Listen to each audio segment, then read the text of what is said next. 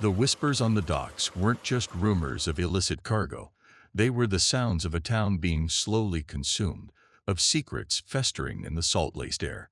And he, Detective Chris David, was caught in the undertow, his personal tragedy now inextricably linked to the rising tide of darkness that threatened to drown Castle Dam. He was no longer just a detective chasing a killer. He was a man wrestling with ghosts, both within and without, on the unforgiving shores of a town that had become a graveyard of his hopes. The syndicate was here, their influence seeping into every corner, and they were leaving their mark not just on the town, but on him, marking him as a target, an anomaly, a man who could wield the impossible. The encroaching darkness felt more tangible than the sea fog, and it was coming for him. The precinct, a monument to bureaucracy and faded dreams, had become Chris's confessional and his cell. The fluorescent lights hummed a mournful dirge, illuminating the dust motes dancing in the stale air, each one a tiny testament to the passage of time he felt he was losing.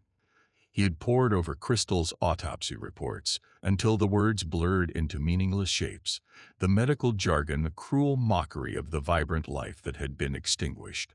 He'd revisited the crime scene countless times, standing in the hollow echo of their home, searching for a sign, a clue, anything that the initial sweep might have missed.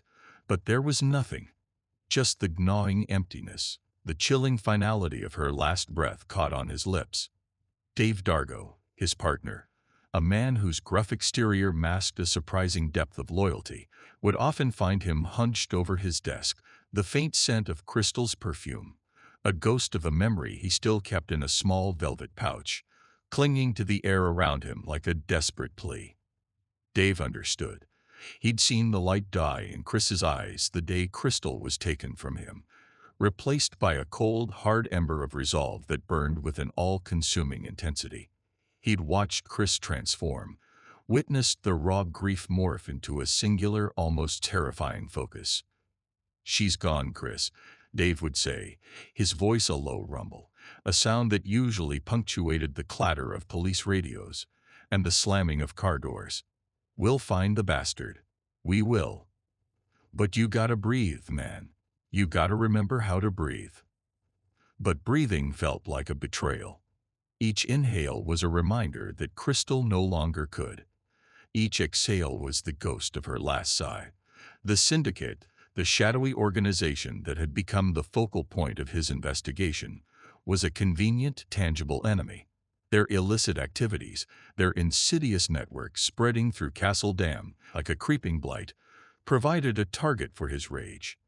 They were the why, the how, the who, or at least, the who behind the immediate why. The thought of Mr. Henninger, the presumed architect of Crystal's demise, sent a jolt of raw power through Chris, a power he was still struggling to understand, to control. He remembered the first time it happened, after the funeral. The sheer, unadulterated agony of her absence had threatened to shatter him. He'd been staring at a photograph of them, Crystal's infectious smile radiating from the glossy paper, and the world had dissolved into a blinding white light. He'd felt a searing heat erupt from within, a primal energy that seemed to push back the suffocating darkness of his grief.